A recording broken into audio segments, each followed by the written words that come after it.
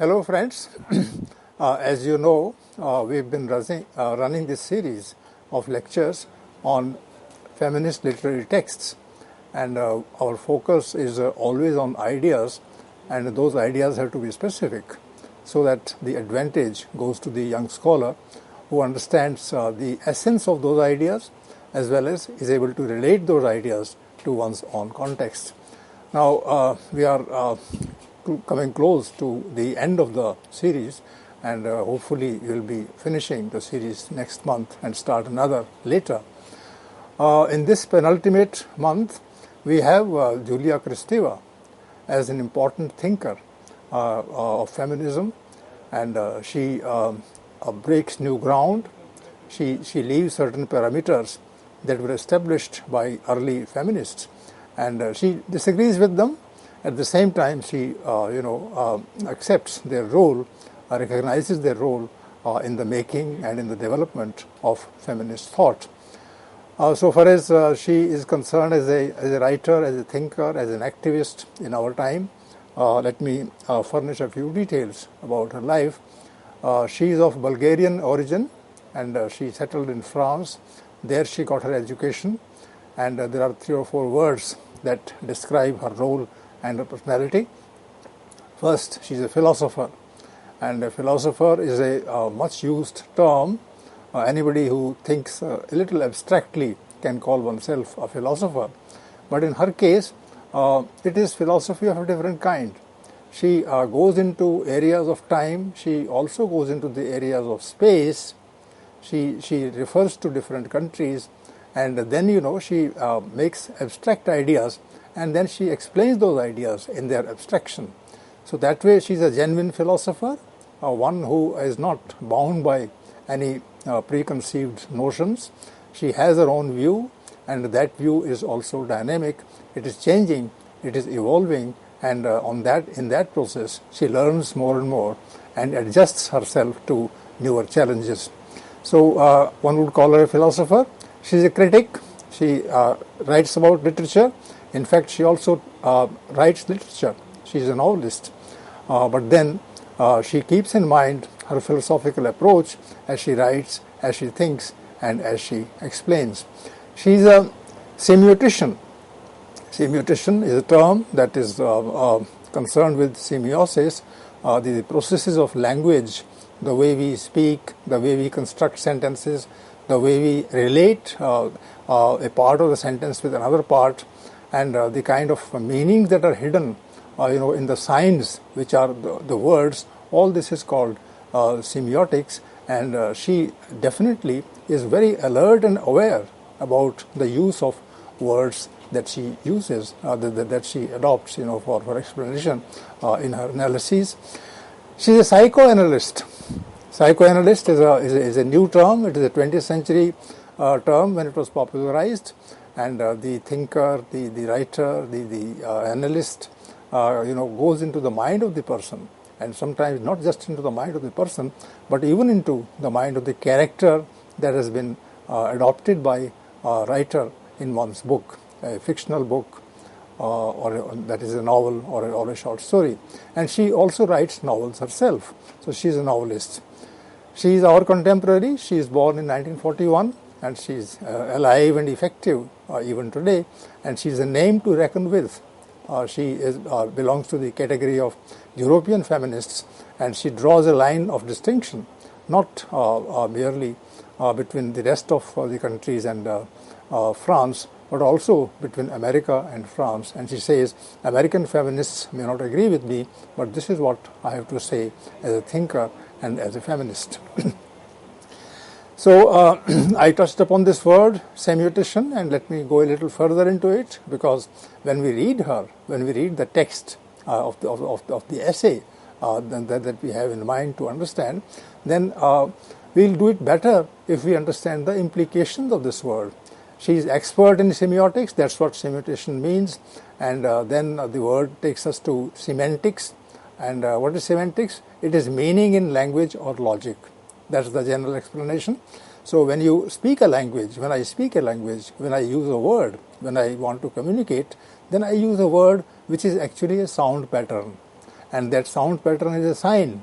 It's not the thing that I talk about. It is just a sound, and this sound, should mean something to me.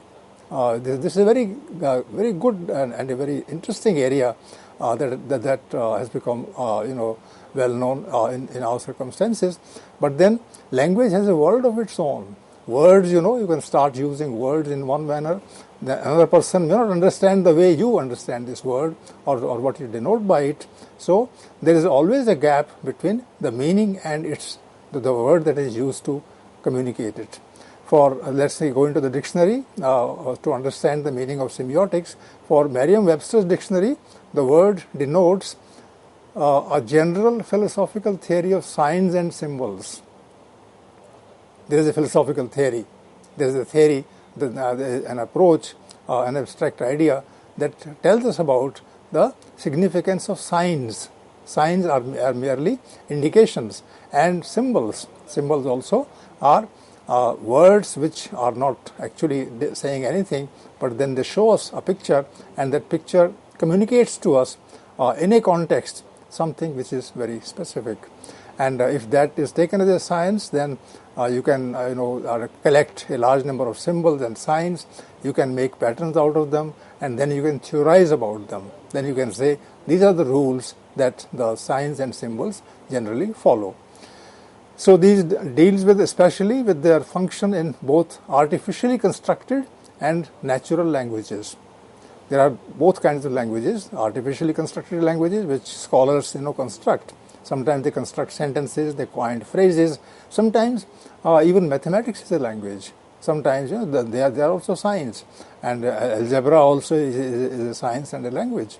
So these are artificially constructed languages, and then there are natural languages.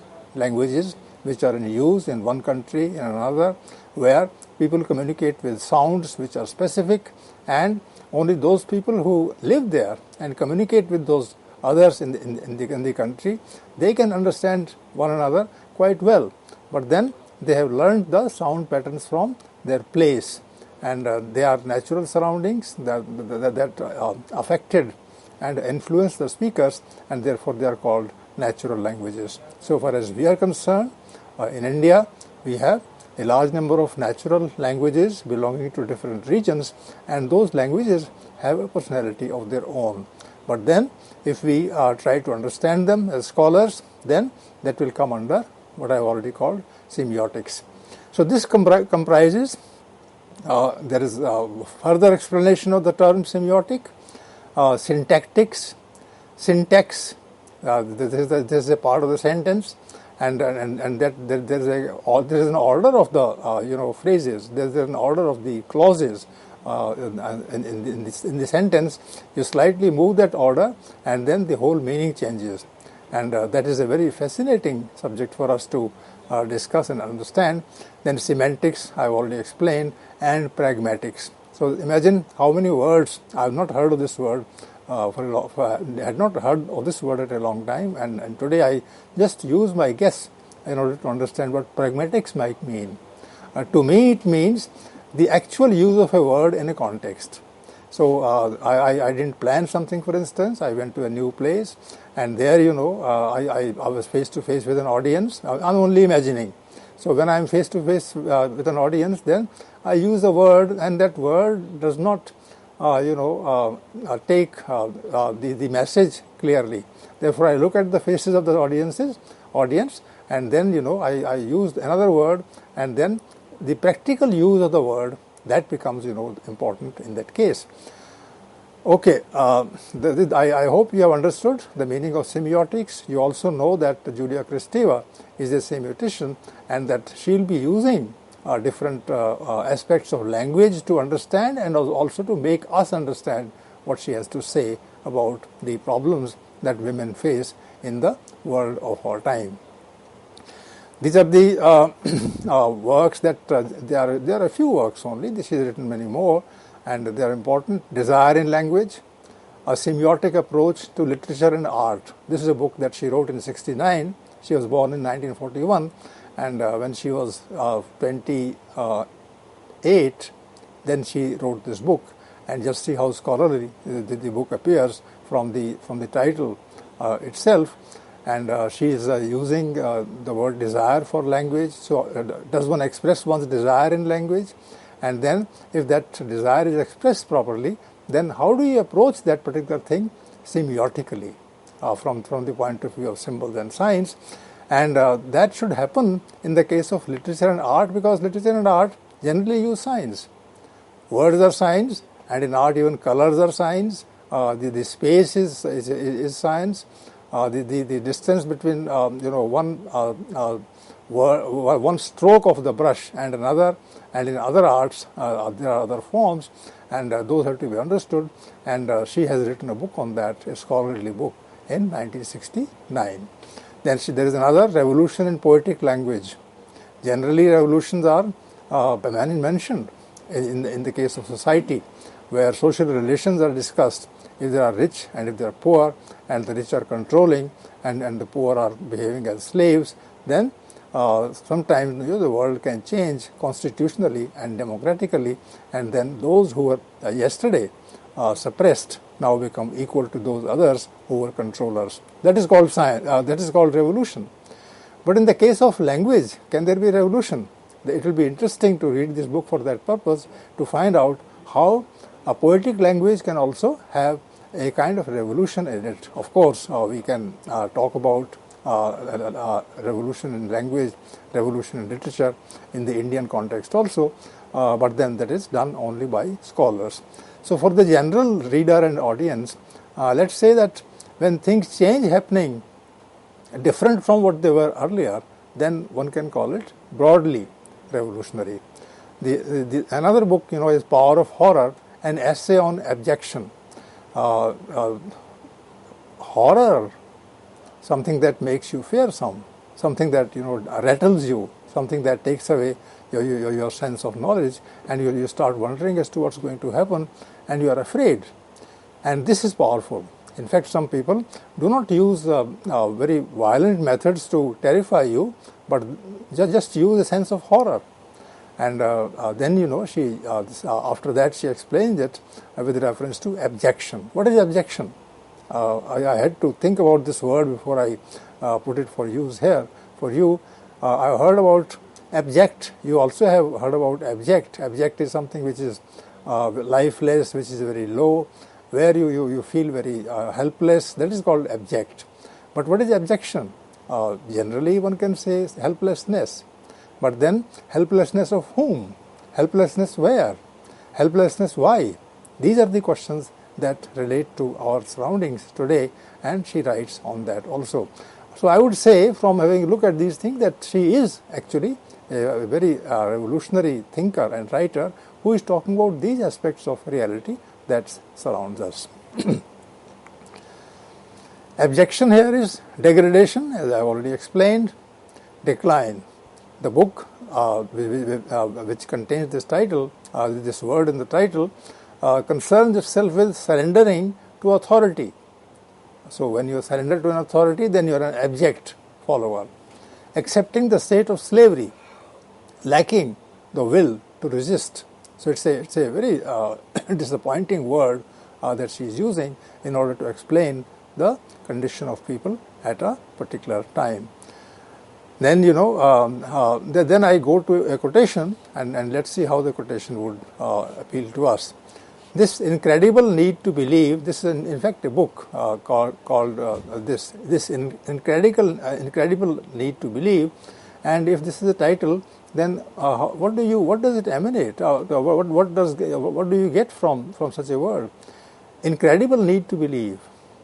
Actually, it's a slightly negative title, and that is clear from the use of the words. You don't know how much you need, how much somebody needs. It's incredible. There is so much, and you can't even believe. You can't even imagine as to how much somebody needs. And to believe. What is believe? Believing is actually the opposite of thinking. When you think, then you don't believe. When you think, then you analyze, you confront the phenomena in front of you, and then you go into the pros and cons of it. You go into the reasons behind it, and then you reach your own independent conclusions. That is what thinking is. What is believing? Believing is that there is a phenomena and somebody comes and tells you this is what it is. And if you raise your eyes, if you show some kind of disappointment or disagreement, then the person will always chastise you, scold you, and say that you are not a believer. So one has to be a believer. So believer means that there is a kind of power working behind the diktats of the people who believe themselves and who ask others only to believe. Okay, now we enter the domain of her thoughts in general. Again, because before I come to the specific point, one should know about the general approach that this writer adopts to understand things around her. For Kristeva, there is a maternal regulation. Okay, now which means that already a point has come, and that point is discussed in the essay that I'm going to present to you. The essay is called Women's Time, and this is what she says. There is a maternal regulation or law which prefigures the paternal law. What does it mean? I start wondering as to it's a difficult construction. So there is a maternal regulation. That is, there is a kind of a woman, there is a kind of a mother, and she regulates. She adopts and employs laws on us, on life, at some point of time in history. So there is a maternal regulation, law that is framed by a woman, framed by a mother. So maternal regulation, we understand, or law which prefigures. What is prefigures? Occurs before, comes before the paternal law. So all of us know what is paternal law. Paternal law is that the head of the family is father. The person who owns the home is father. The one who frames the laws for the home, for the family, for children, for wife, for relatives of oneself is once again the parent or the father, the pater, which Freudian psychoanalysts have maintained is necessary for signification. What do we follow? We say that generally we know that there is a paternal law, but there is also a law that has prefigured, that has happened before the paternal law. So we generally don't talk about it. Very few people in the 20th century, very few thinkers will say that there was a paternal law, fine, but that there was something before the paternal law. This we don't know. This we are never told. This we never refer to. And if some writer comes forward and says that the human existence does not start with paternal law, it starts with something before it, and which means that Julia Kristeva is taking us into that realm where women controlled at some point of time, and later on they were replaced as controlling authority. The father, the male, and the society became male dominated. So there is a male domination, and before that, and she's not using the word domination, she's using the word regulation for maternal, and for the father, for the parent, for the pater, father that is, she's using the law. So one can understand that father controls and the woman regulated. And from that regulation, finally, emerged paternal law, and everybody started following the paternal law and forgot about the prehistory of society, of which we are a part today. And something that in the 19th century, the philosopher Freud came to understand. He was talking about something before the paternal law, and he wanted us to go into not merely the social relations, but go into the minds of the people. So Freud is a kind of a father of psychoanalysis, using mental processes to understand society, and that is what makes Julia Kristeva a philosopher who will tell us the importance of the law that was a kind of regulation done by women in the early part of human existence. So this is a general thing. Already we have started the aspect that we want to discuss, and then we come to the question of the concept of women's time. And it's a very provocative title that we discussed. Is there a women's time and is there a man's time? Are the two times different? Are they different in a sense that one goes against the other? or that one is better and one is worse? So is it comparative, or is it mutually negative, negativing? This is the question I ask, and my answer is that so far as Julia Kristeva is concerned, women's time is different and it is antithetical. Antithetical, going against the time that men generally imagine, men generally propound, men generally impose on the society of their time under their control. And this is where the essay Women's Time, which it appeared in 1981, and she asserted very courageously and very boldly the idea of women's time. And nobody has generally been aware of this. And Kristeva herself would say that people started thinking of this only in the second half of the 20th century. Before that, even feminists were not aware of women's time as specific. So in the first lecture that we are having at the moment, let's go into these points. Focus is not to be on economic production and social relationships, which is generally the case. In the 18th century, 19th century, and early 20th century, we talked about economic production, economic inequality, and social relationships, which was all right, because women were exploited in that particular phase, and everybody believed that if you brought about changes in economic production and social relationships, then women's fate also will become better. So in fact, feminist idea of the early 20th and the centuries before it was based on economic production generally.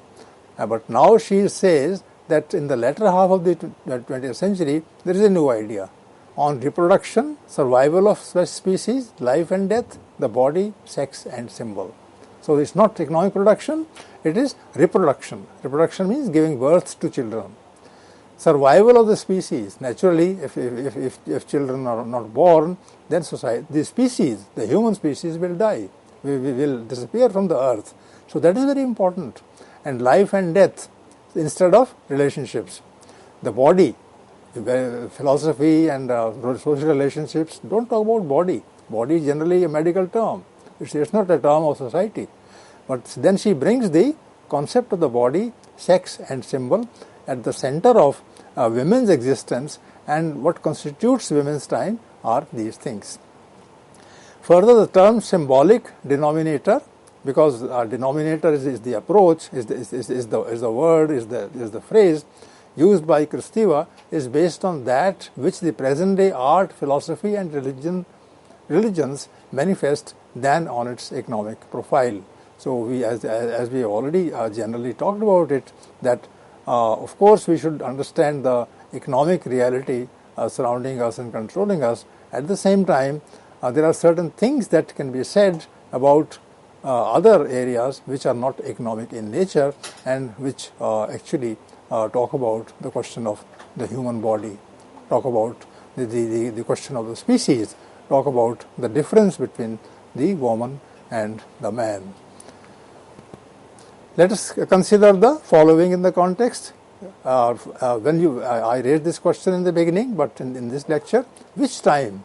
Women's time, which time? Under it, then, one thinks more of the space generating and forming the human species. Good question. So when you, what is happening? Where is something happening regarding time? And she says something is happening in the space. Something is happening on the earth. So something is happening in a country. Something is happening in the other country. And everywhere things are happening and they are coming together. There is a multiplicity of happenings, and all those happenings they get connected through space. Through space means in the first 10,000 years. So nobody is counting whether it's the previous or final. It is only that people are merely coming up as human beings. Nature is allowing them to struggle for survival, and in that survival, when they have reached a point, then they might become conscious. But before human beings become conscious about themselves, about their society, then they are multiplying, and that's to be kept in mind. Following space and time, the crucial words here are generating and forming. Nobody talks about in economic production or in society, nobody talks about the generation of time or the forming of time or the forming of the species. because that is, once again, as I said, is the medical area. It's not a social area. But then she says social area should carry the effects of and the sense of how human life generated itself and formed itself in nature, vis-a-vis nature. And there is no sequence. There is not previous and that is not final, but that things happen simultaneously, and they happen not in time but in space, rather than becoming or history. So there is no history here. History is to be rejected, or history is to be questioned, so that people understand things as they are. Would you agree with this philosophy? So far, we have talked about the 18th century giving birth to the 19th century, then to the 20th century, and things go on, and inequality has become less today, or the awareness about inequality has increased. We say that, and then we always refer to time. But then she says that is not women's time. Women's time is that time which doesn't move in a linear manner and doesn't move from past to the present. It in fact moves on space only, that it is there and it is here, and before and after are not mentioned. I think this is a great idea, and this is the central idea of the first lecture. Again we say female subjectivity. The very word female subjectivity will cause raising of eyebrows. It gives itself to the intuition. So we are not talking about reason now. Female subjectivity is about intuition, that you feel something inside you. You don't know what it is. You wonder. You think something is going to happen. Will it happen? You can't say. But then it might. So there is an intuition here that becomes a problem with respect to a certain conception of time. So in time, you base yourself not on what happened yesterday. Yesterday, when you say that, then you're referring to time. You should start saying what happened at the other place, and that place, and you compare yourself with this place. This is how women think. That is their time. So their time is different. Their time is not merely from one point in history to another. Actually, history comes later. Their question is that something happened and that relates to us. Time as project, teleology, that is wrong. So there should be no teleology. Now, teleology means there should be no idea about knowledge. We don't live to know. We live to enjoy. We live to be. But then teleology tells us, no, we live to think. So it's the negative things only I'm telling. Linear perspective, unfolding. This is what she rejects. And she says time as departure, progression and arrival. This also is wrong. In other words, the time of history. So what have we understood from the first lecture? What we have understood the basic point about women's time, and that time is not related exactly to history. Men generally talk about history. Men talk about progress. Men talk about something more today and less yesterday. But women say that is not important for us. For us, what is important is that we remain on this planet and we multiply and we want to survive and we want to face death. These are the points that have to come into picture. So not that she is totally rejecting the earlier feminist ideas. What she says is that those ideas which were generally history-centered, those ideas have to also take help to enrich themselves with reference to that particular thing in society, in life, which is not time-centered, which is space-centered. So here and elsewhere. So I hope that it's a new idea that Julia Kristeva propounds in the latter half of the 20th century, and that she makes us aware about the perspective of women who will look around themselves not from the point of view of yesterday, today or tomorrow, but they'll look at this the whole thing from the point of view of happening, actual happening, whether today or yesterday, but actually definitely happening in this country, happening in that part of the world, and that happening together or happening separately. So I hope you have understood this idea to a certain extent, and Julia Kristeva is one of the pioneers of the last movement of feminism that we are confronting today. I hope you enjoyed this talk, and more will follow in terms of discussion, but then this is what she is known for. She talks about women's time. Thank you.